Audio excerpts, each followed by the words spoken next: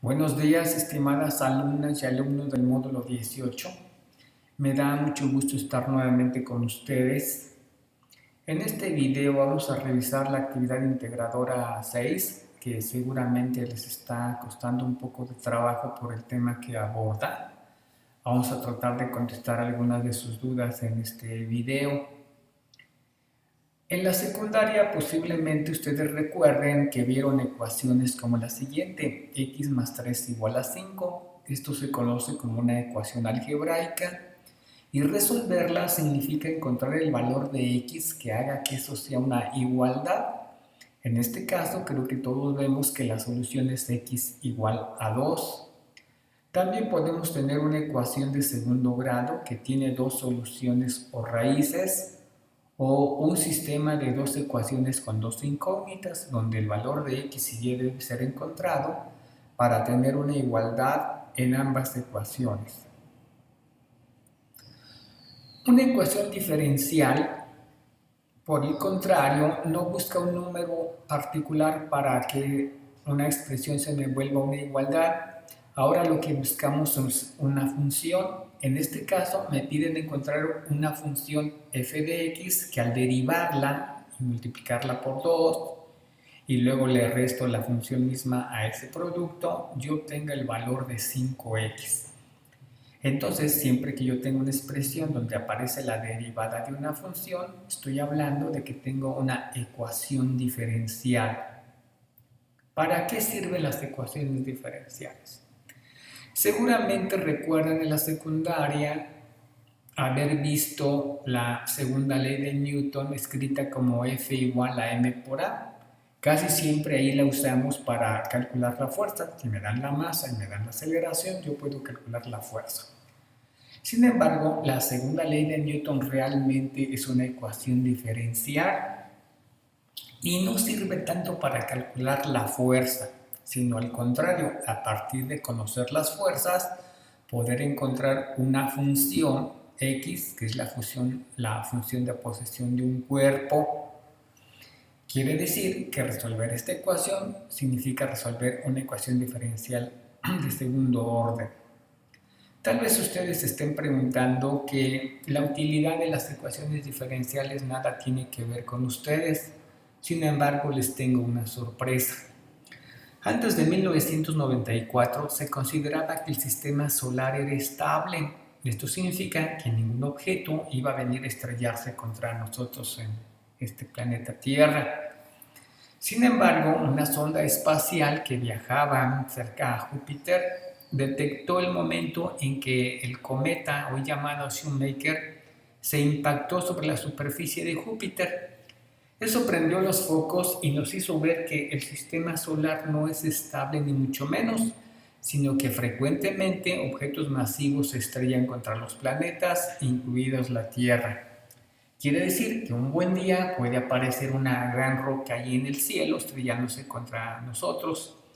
En sí mismo el impacto no nos va a desaparecer, no acabará con la vida en este planeta, pero el cambio climático que provocaría ese impacto causaría la extinción de muchas especies, casi con toda seguridad la especie humana entre ellas.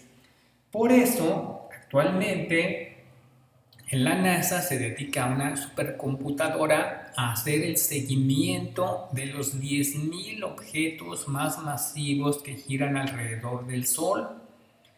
¿Qué hace esa computadora? Resolver esta ecuación, esta segunda ley de Newton para esos objetos y poder así predecir la trayectoria. Cuando se detecta un objeto ahí cercano a la Tierra, se hace su estudio y se puede predecir la trayectoria. Por ejemplo, hace unos par de años se detectó un objeto y se predijo que se iba a estrellar contra nosotros en 2028. Cálculos posteriores corrigieron ese cálculo y no se va a estrellar, no se preocupen, pueden seguir estudiando tranquilamente este curso porque la Tierra, la vida en la Tierra, no se va a acabar en el 2028, pero es necesario estar alertas porque eso puede ocurrir en cualquier momento. ¿Qué puede ocurrir en cualquier momento? Que se detecte un objeto masivo que vaya a impactar contra nosotros en un futuro no muy lejano, o puede ocurrir que no seamos testigos de ese hecho. Muy bien, para eso sirven las ecuaciones diferenciales. Nos pueden salvar la vida, en pocas palabras, como especie, no individualmente.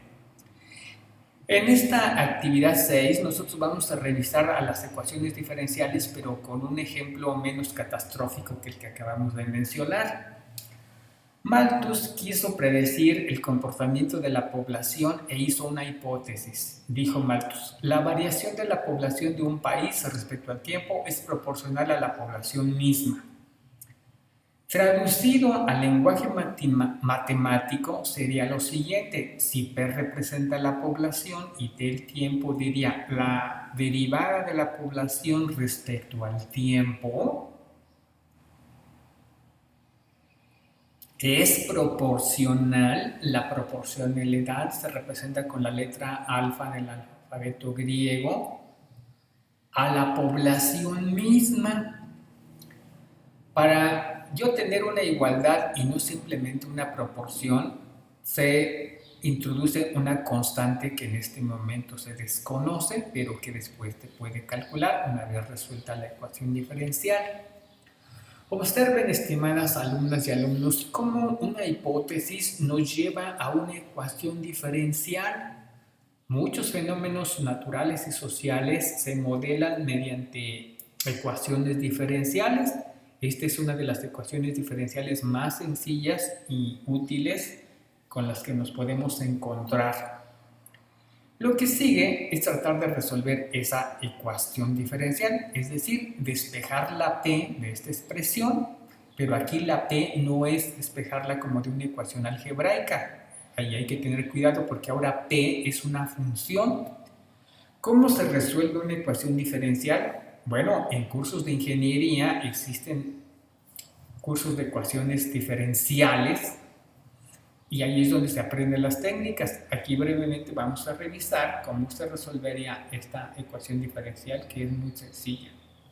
Vamos a resolverla. Existe una técnica que se llama separación de variables que dice todas las variables deben estar en el mismo lado de la ecuación. Como la P inicialmente está en ambos miembros, lo que debemos de hacer es pasar la P dividiendo, porque en este momento está multiplicando, y dt, que es la otra variable de tiempo, va a pasar multiplicando. Si hacemos esto, encontramos que dp entre p es igual a k de t. Insisto, ustedes lo están aprendiendo, no tienen por qué saberlo previamente. Esta técnica se llama separación de variables. Pero sigo con la duda, ¿cómo despejo la P de esta ecuación diferencial? Bueno, la suma tiene una operación inversa llamada resta, la multiplicación una operación inversa llamada división, la raíz tiene una operación inversa llamada potencia y la derivada tiene una operación inversa llamada antiderivada o también conocida como integral.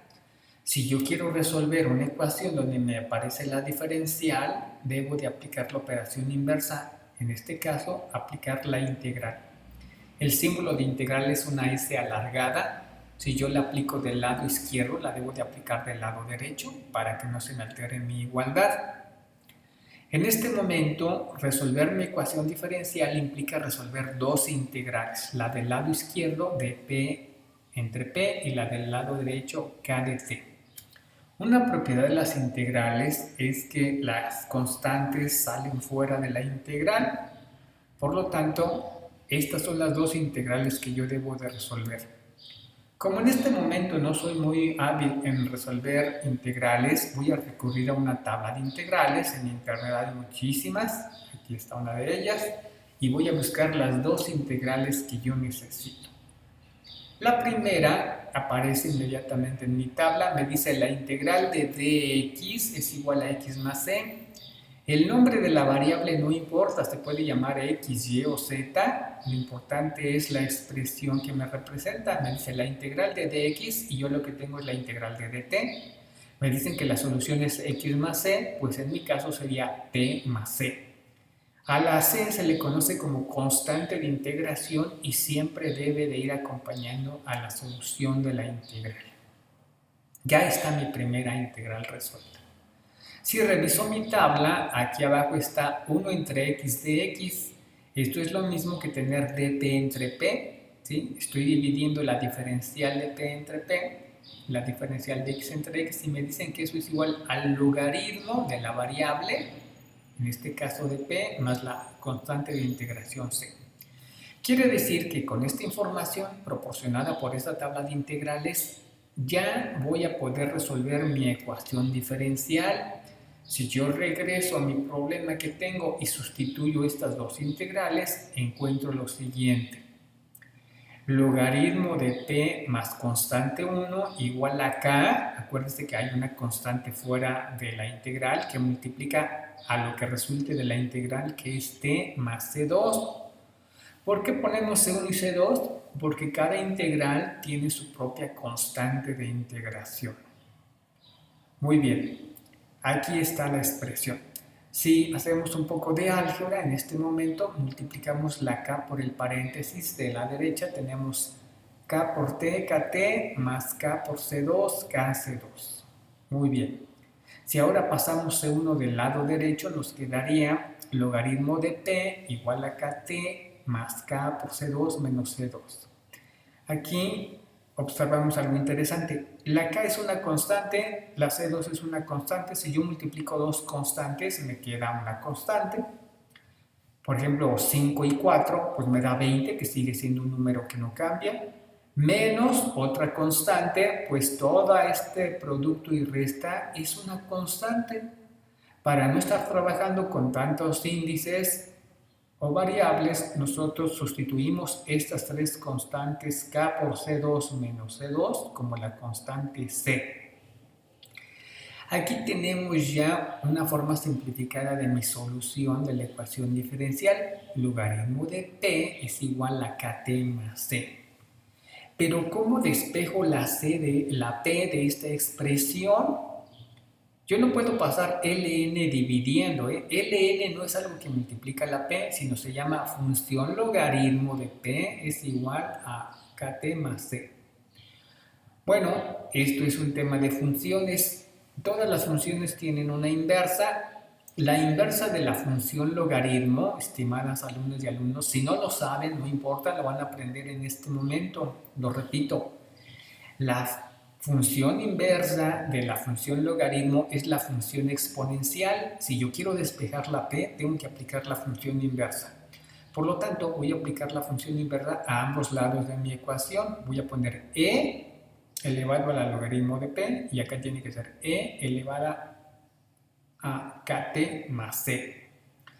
Como e y logaritmo son funciones inversas, se anulan, se cancelan y nada más me sobrevive lo que tenga yo dentro del paréntesis, que es lo que yo quiero. Entonces me va a quedar p, y ya tengo despejado lo que yo quería, igual a kt por e a la c. ¿Qué estamos haciendo aquí? Estamos aplicando la regla de los exponentes. Es más fácil verla de aquí para arriba. Si yo tengo x cuadrada por x cúbica, yo sé que los exponentes se suman. Lo mismo ocurre aquí. Si yo tengo e a la kt por e a la c, los exponentes se suman y por eso esta expresión se puede separar en este producto. E a la c, como c es una constante, me da un valor que no cambia y por lo tanto se acostumbra a representar ese e a la c simplemente como una constante. Casi terminamos. Se acostumbra a poner la c antes de la exponencial y finalmente tenemos la solución de nuestra ecuación diferencial. ¿Por qué aparece aquí el paréntesis? No es que se esté multiplicando la p paréntesis por t. Me está diciendo que p es una función que depende de la variable t y que es igual a una constante c que me representa la población inicial por e a la kt. Si revisan, esta expresión ya la hemos usado, pero no sabíamos de dónde salía. Aquí está la explicación. Tenemos entonces la solución de nuestra ecuación diferencial. Seguramente están diciendo que qué complicado está esto y por ser la primera vez, pues tienen razón, pero para ello es este video, este es el desarrollo que les piden hacer a ustedes y está complicado y por eso yo lo he hecho aquí paso a paso. ¿Qué debe de ocurrir en su tarea? Pues que este desarrollo ustedes lo deben de hacer, ¿sí? Tal cual, no se preocupen, es complicado y con que ustedes lo logren reproducir en sus tareas, ya nos damos por bien servidos. En resumen, quisiera rescatar lo siguiente. Las ecuaciones diferenciales nos permiten modelar fenómenos naturales y sociales. Eso debería quedar súper claro, por lo tanto sería bueno estudiar ecuaciones diferenciales para resolver los problemas que se nos plantean, como cuáles, como el crecimiento de la población y predecir ese crecimiento. Esa intención de predecir la población requiere de una hipótesis, Malthus hizo una, y traducir esa hipótesis nos lleva a una ecuación diferencial. Resolver esa ecuación diferencial nos lleva a que la función que describe el crecimiento de una población es P, que depende del tiempo, igual a C, que es la población inicial, por E a la constante KT. Muy bien, espero haber aclarado algunas de sus dudas. Seguramente todavía tienen más o se les generaron muchas más de las que tenían y eso no es malo, estimadas alumnos y alumnos, eso es bueno. La respuesta a una pregunta nos debería de llevar a más preguntas si es que yo estoy interesado en aprender. Nunca debo de conformarme con llegar hasta un cierto punto. Tal vez a algunos les parezca interesante lo que aquí estamos haciendo, tal vez les guste la matemática y desde aquí ya pueden tener una idea de qué es lo que quisieran estudiar.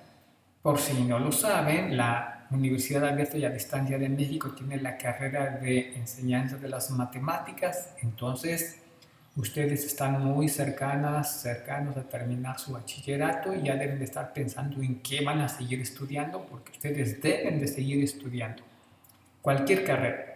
Para los que les gusta la matemática y se dan cuenta que los profesores de matemáticas realmente no sabemos enseñar matemáticas, pues porque no se estudian esa carrera, va a ser muy demandada para cursos en línea que seguirán aumentando día con día, entonces es un campo que se va a desarrollar todo lo que es enseñanza en línea y la enseñanza de las matemáticas requiere especialistas que en la actualidad no existen, como seguramente lo han padecido toda su vida.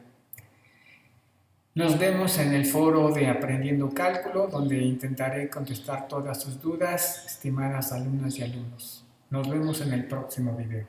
Hasta entonces.